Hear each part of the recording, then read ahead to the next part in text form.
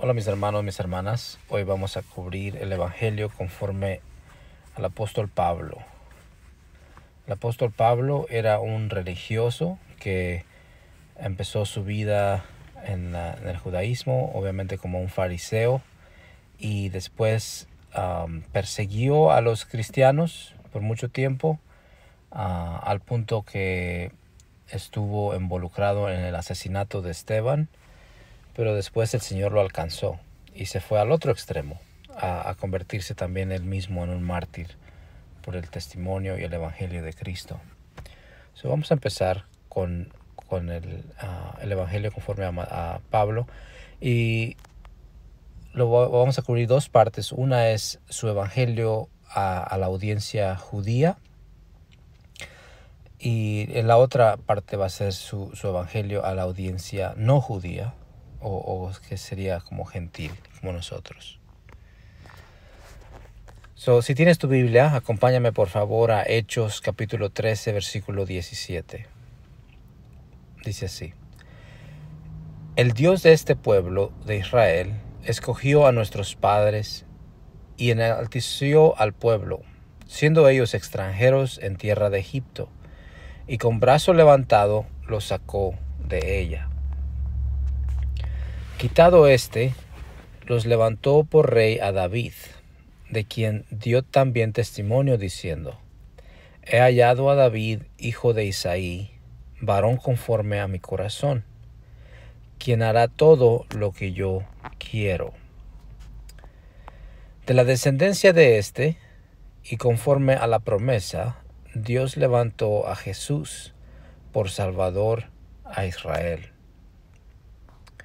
Antes de su venida, predicó Juan el bautismo de arrepentimiento a todo el pueblo de Israel. Mas cuando Juan terminaba su carrera, dijo: ¿Quién pensáis que soy? No soy yo él, mas he aquí viene tras mí uno de quien no soy digno de desatar el calzado de los pies. Hermanos, hijos de la familia de Abraham, y aquellos entre ustedes que temen a Dios, a nosotros se nos ha enviado el mensaje de esta salvación. Y aquí es donde está Pablo apelando a su pueblo judío, porque se refiere a ellos como hermanos, hijos de la familia de Abraham. Y dice: a nosotros se nos ha enviado el mensaje de esta salvación. Obviamente, si tú vas a Juan capítulo 1, el apóstol dice que a los suyos vino, que son los judíos. Dice: pero los suyos no le recibieron. Dice: mas a todos los que lo recibieron, a los que creen en su nombre, Dios les dio potestad de ser hechos hijos suyos. Versículo 29 y 30 dice: y habiendo cumplido todas las cosas que de él estaban escritas, quitándolo del madero, lo pusieron en el sepulcro, mas Dios le levantó de los muertos. Ahora, enfoquémonos en la primera parte donde dice: habiendo cumplido todas las cosas que de él estaban escritas. Y eso es lo que estoy haciendo con todos ustedes, es llevándolos a través de todas estas escrituras que muestran que el Mesías tendría que venir y que tendría que morir en una muerte expiatoria por todo el mundo, pero que también tendría que resucitar.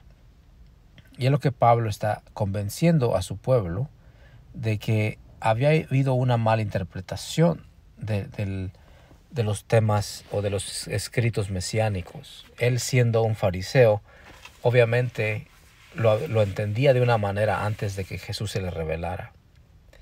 Pero aquí ahora él ha entendido el Evangelio y dice que todas esas cosas estaban escritas, empezando en la ley, con Moisés, con los profetas, incluyendo también la resurrección de los muertos. Dice: el versículo 31. Y él se apareció durante muchos días a los que habían sido juntamente con él a Galilea, a Jerusalén, los cuales ahora son sus testigos ante el pueblo. Aquí lo que está diciendo es acerca de Jesús, que Dios lo levantó de los muertos. ¿Y cómo sabemos eso? Dice, se le apareció durante muchos días, 40 días para ser exacto, a los que habían subido con él a Galilea. Dice, a los cuales ahora son sus testigos ante el pueblo. Estamos hablando de los apóstoles, estamos hablando de todas estas otras personas, porque dice Pablo incluso que se le apareció a más de 500 personas en un periodo de 40 días. Y todas esas personas se fueron a la tumba, incluso padecieron el martirio por defender el hecho de que Jesús había resucitado. Dice, nosotros también os anunciamos el evangelio de aquella promesa hecha a nuestros padres. Pablo obviamente no era un testigo ocular de la resurrección de Cristo, del sentido de antes de que él fuera ascendido al cielo. Pero Pablo sí miró a Jesús ya en su manera glorificada, cuando se le manifestó en camino a Damasco. Entonces, aquí él se incluye, no como de los testigos oculares antes de su ascensión al cielo, sino como personas adicionales. También nosotros os anunciamos el evangelio de aquella promesa hecha a nuestros padres. ¿Y cuál era la promesa hecha a los padres de Israel o del pueblo de Israel? Eran todas las escrituras referentes al Mesías. Para un judío, la idea del Mesías es todo.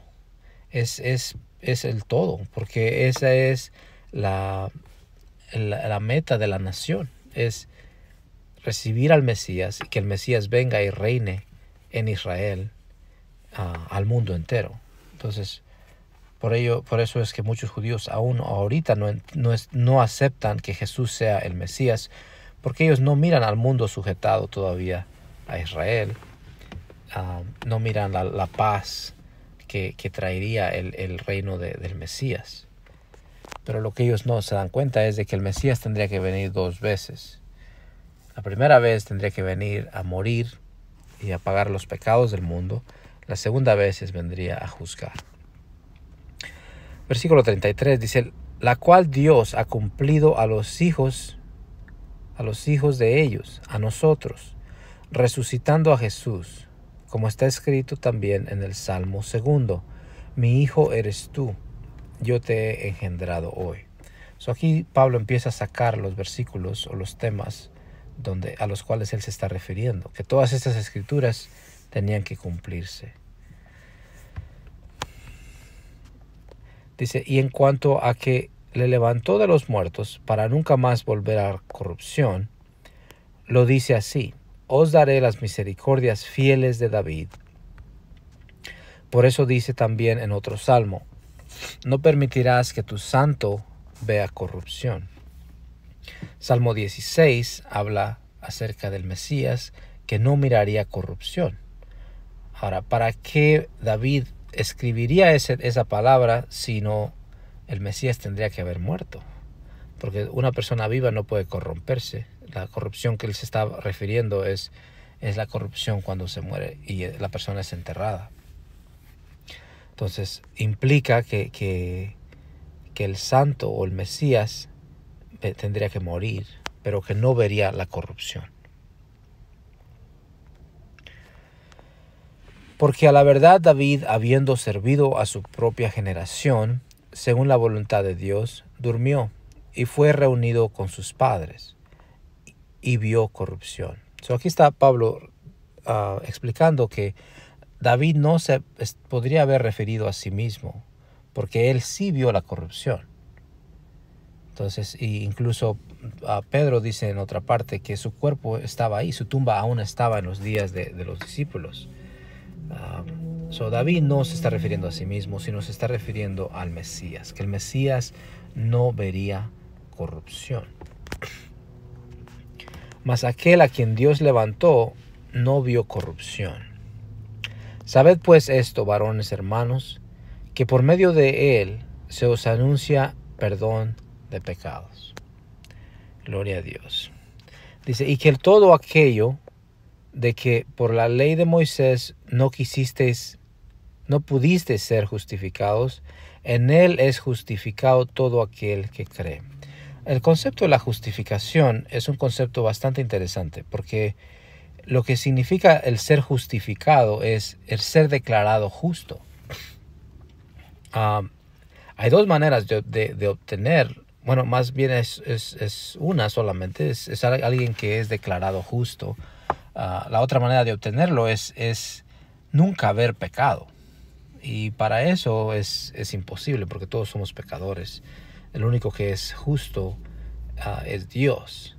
Entonces todos nosotros somos injustos hasta cierto punto porque hemos pecado. Pero nuestra esperanza es que nosotros podemos ser justificados. Para ser justificados podemos ser justificados como les mencionaba, nunca haber pecado, pero por ese lado no podemos, porque todos hemos rompido la ley en una u otra manera. De acuerdo a Santiago, dice, si rompes una ley, eres culpable de todas. Y por lo tanto no podemos ser justificados por la ley, pero hay otra manera en la que podemos ser justificados, que es por medio de la fe. Y es lo que nosotros tenemos, que es la justificación por fe. Dice Abraham en Hebreos, dice, Abraham le creyó a Dios y su fe le fue contada por justicia. Así también nosotros creemos a Dios y nuestra fe es contada por justicia. Somos justificados por gracia, es un regalo de Dios, de acuerdo a Gálatas 2:8. Dice, porque por gracia sois salvos por medio de la fe. Y esto no de nosotros, no de vosotros, sino que es un regalo de Dios.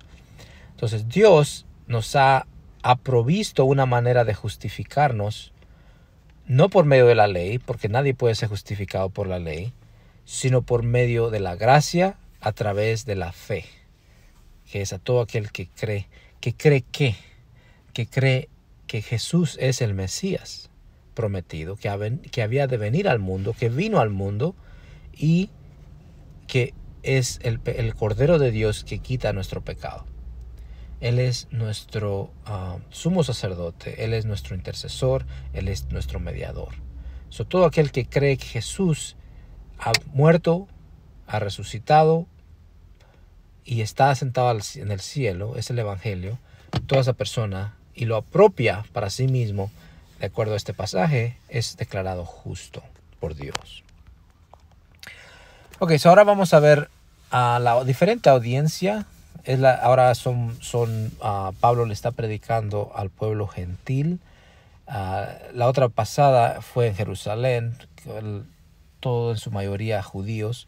Ahora lo está haciendo en Atenas, que era un pueblo en su general gentil o griego.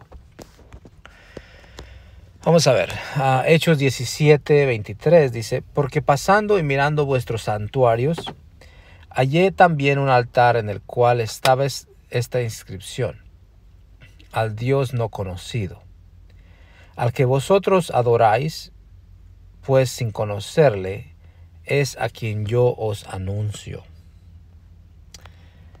Aquí está Pablo tomando un ángulo un poco diferente, porque ahora está reconociendo de que estas personas son personas religiosas, pero que están equivocados. Porque los griegos adoraban a todo, tenían dioses de todo, tenían dioses Dios de la guerra, Dios de la lluvia, Dios del amor, Dios de todo clase de dioses. Entonces a alguien se le ocurrió, dijo, no, pues a lo mejor se nos pasó algún dios y no sea que se nos vaya a enojar. Entonces fue y crea un altar dentro de la ciudad al Dios no conocido, por si acaso un Dios que no conocemos, para que no se ofenda. Entonces Pablo utiliza esa oportunidad y empieza a ministrarles o a predicarles el evangelio a partir de esa revelación que ellos tienen.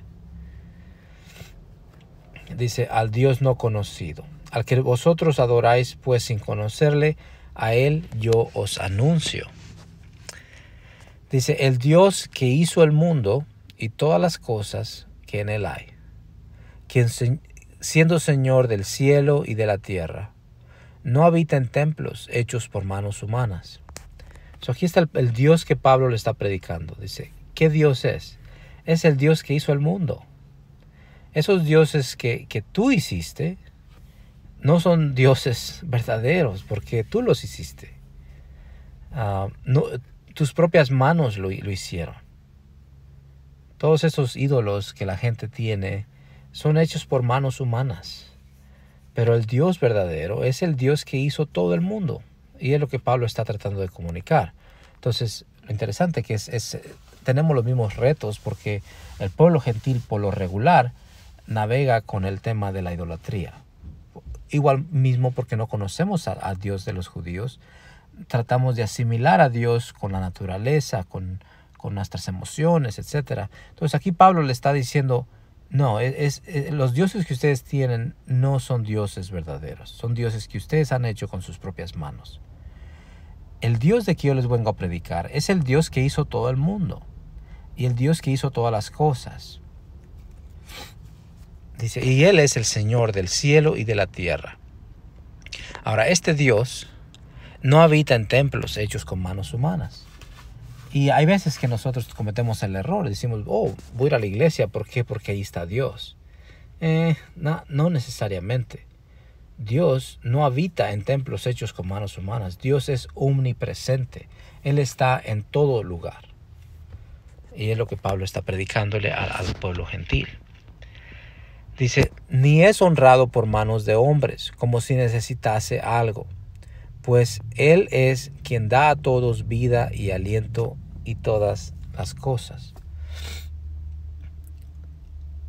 La diferencia entre un ídolo y Dios es de que el ídolo, por lo regular, es hecho por el hombre, a nuestra imagen y semejanza.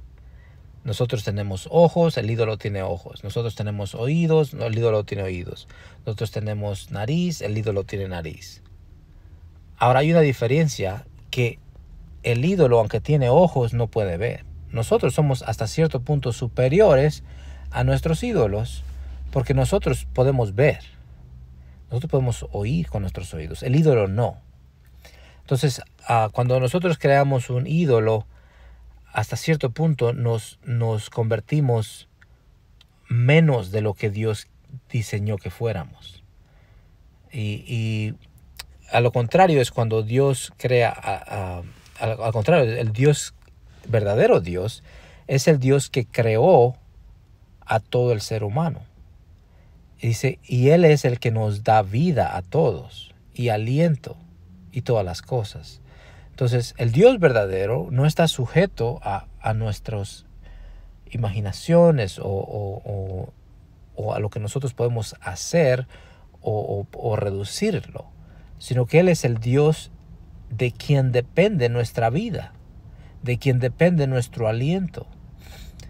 Todos tenemos un aliento solamente, y es el aliento que heredamos de nuestros padres, que es el aliento que nuestro primer padre Abraham recibió de Dios. Ese aliento ha sido pasado generación tras generación y tú y yo lo tenemos hoy. Pero es solamente un aliento y ese aliento vino de Dios y algún día va a regresar otra vez a Dios. Entonces, ese Dios es el que Pablo le está predicando. Y es el Dios que yo también te estoy predicando a ti. Dice, y de una sangre de Adán y Eva ha hecho todo el linaje de los hombres, para que habiten sobre toda la faz de la tierra, y les ha prefijado el orden de los tiempos y los límites de su habitación. De una sola sangre, de Adán salió Eva, de Adán y Eva salieron sus hijos, Caín, Abel, Seth, etcétera, etcétera. De una sola sangre, dice Pablo, hecho todo linaje de los hombres. Ha hecho todo linaje de los hombres. Todos somos hermanos, descendientes de un mismo Padre. Es lo que está diciendo Pablo. ¿Por qué es importante esto? Porque el pueblo antiguo estaba dividido entre gentil y judío. Los judíos eran considerados superiores en el sentido de que eran el pueblo escogido de Dios. Los gentiles eran considerados inferiores, mundanos, carnales, como tú le quieras llamar, porque no eran el pueblo escogido de Dios. Ahora Pablo le está diciendo, en realidad todos somos hermanos. Todos estamos unidos. Tal vez no estaremos unidos con Abraham por el linaje, pero sí estamos unidos con Adán. Entonces, todos somos una gran familia. Y esto es importante. Dice 28, para que busquen a Dios, si en alguna manera, palpando, puedan hallarle, aunque ciertamente no está lejos de cada uno de nosotros. Entonces, Dios ha hecho de una sola familia, de una sola sangre, a todos los hombres. Y nos ha, de acuerdo a lo que está diciendo aquí, dice que también Él diseñó, dice, la orden de los tiempos y los límites de su habitación. Dios diseñó las naciones, Dios diseñó los límites de sus dominios, y dice, y el orden de los tiempos. ¿Para qué? Para que busquen a Dios, si en alguna manera palpando puedan hallarle, aunque ciertamente, dice, no está lejos de cada uno de nosotros. Jesús dice, todo aquel que busque va a encontrar. Todo aquel que toque se le abrirá. Entonces, si tú no has encontrado a Dios, es tal vez porque no has buscado a Dios. Si buscas a Dios, de acuerdo a esta palabra, lo vas a encontrar. Lo vas a encontrar porque Él no está lejos de ti. Él no está lejos de ti. Él está ahí en tu conciencia, hablándote cada día. Jesús dice, yo vine a este mundo a dar testimonio de la verdad. Todo aquel que busca la verdad me encuentra a mí. Entonces, Dios no está lejos de nosotros. Si tú buscas a Dios, lo vas a encontrar. Ahora, prepárate, porque tal vez no lo vas a encontrar donde tú esperas. Y tienes que ser honesto contigo mismo y con Dios. Y estar dispuesto a seguirlo donde quiera que Él esté. Porque tal vez, así como yo, tú naciste en un lugar donde la idolatría era aceptable. Y Dios te va a sacar de ese ambiente.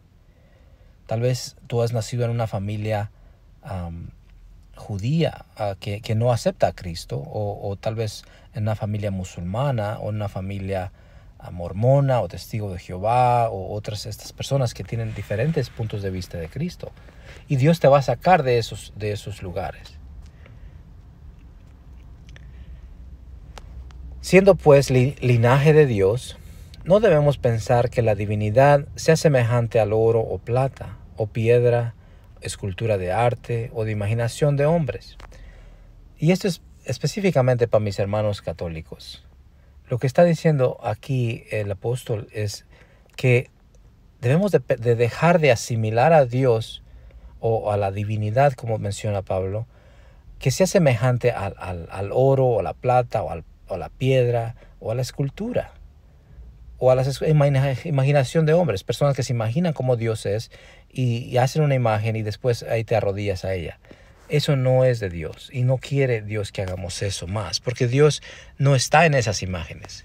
Dios es el creador de todo y Él es el que nos detiene, el que nos da la vida y nos da el aliento. Dice, pero Dios, habiendo pasado por alto los tiempos de esta ignorancia, ahora manda a todos los hombres y mujeres en todo lugar que se arrepientan.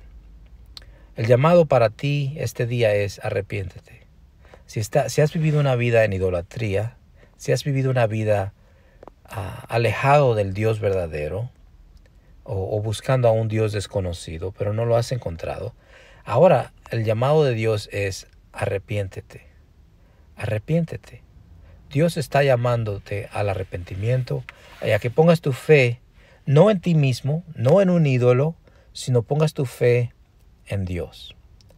en Jesús, en el trabajo terminado en la cruz. No por obras para que nadie se gloríe. Es por gracia, la salvación es por gracia, por medio de la fe. No de nosotros, sino es un regalo de Dios. Abraham le creyó a Dios y le fue contada su fe como justicia. Dios lo declaró justo por medio de su fe. Okay.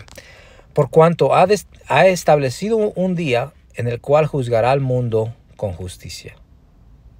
Por aquel varón a quien designó, dando fe a todos con haberle levantado de los muertos. Pablo dice, aún hay tiempo. Aún hay tiempo. Ahorita la puerta está abierta para los gentiles, para los judíos. La puerta de la gracia está abierta. Dios está haciendo el llamado a todo el mundo que se arrepienta y que ponga su fe en Cristo Jesús. Porque algún día, dice, un día que ya está establecido, nadie sabe ese día, pero Dios ya lo sabe, Dios ya lo ha establecido, y puede ser hoy, puede ser mañana, puede ser la siguiente semana, no lo sabemos. Pero ¿para qué arriesgarte?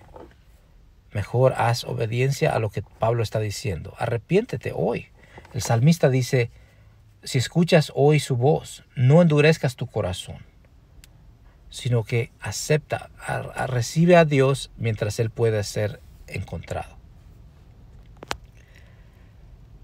Dice, les dio fe a todos habiéndole levantado de los muertos. La resurrección de Jesús es la prueba de que Dios va en serio. Bueno, ahora nos toca a nosotros ser los mensajeros. Que Dios me los bendiga. Y esto concluye la serie de los mensajeros. Y espero mirarlo en los otros videos. Que Dios los bendiga grandemente.